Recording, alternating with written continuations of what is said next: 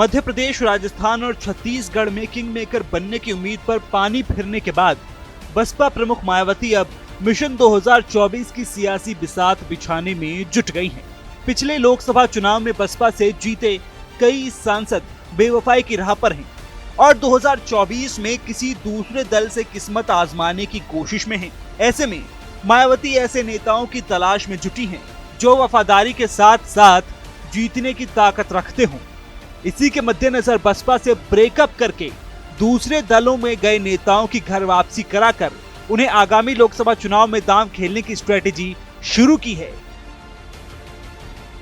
बता दें कि 2019 के लोकसभा चुनाव में बसपा सपा आरएलडी के साथ मिलकर लड़ी थी।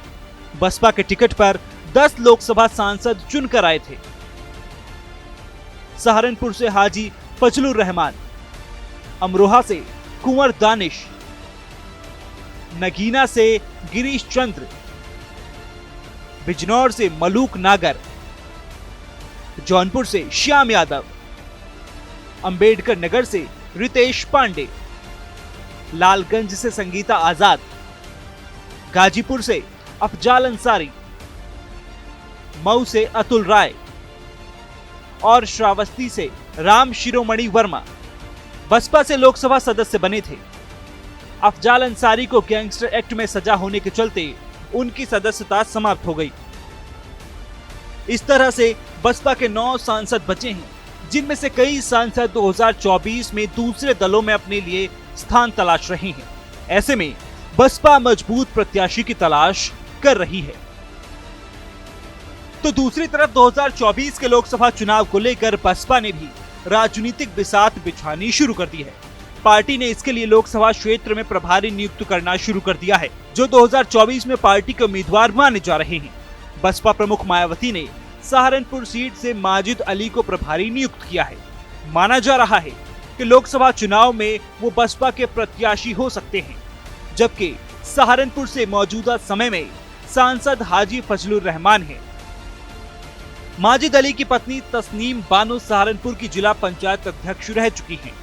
2016 में बसपा के टिकट पर जिला पंचायत अध्यक्ष चुनी गई थी, लेकिन 2021 में माजिद अली का टिकट काट दिया गया तो उन्होंने बसपा छोड़कर दलित नेता चंद्रशेखर आजाद की पार्टी ज्वाइन कर ली थी।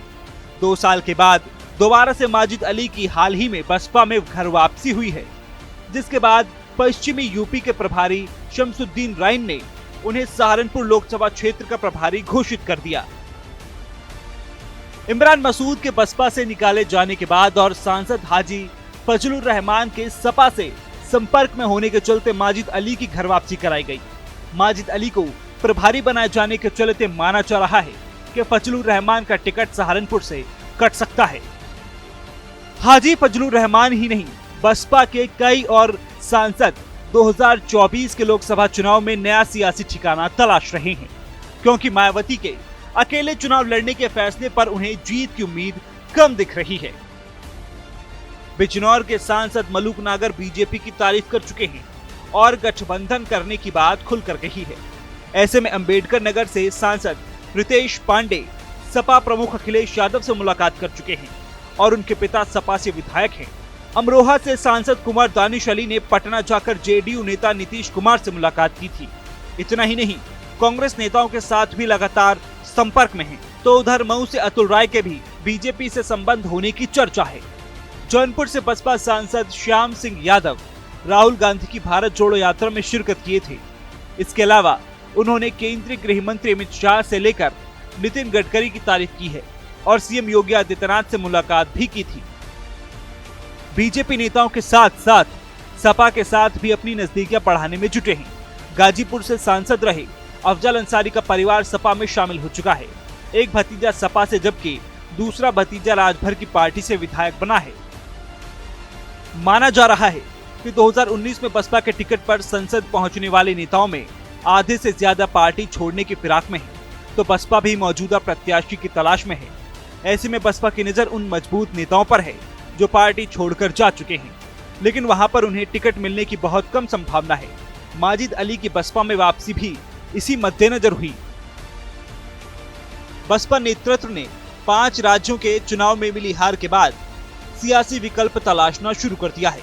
इसलिए बसपा ने प्रभारियों का ऐलान करना शुरू कर दिया है। पार्टी प्रमुख मायावती ने 2024 के लोकसभा चुनाव को लेकर 10 दिसंबर को लखनऊ में बैठक बुलाई है।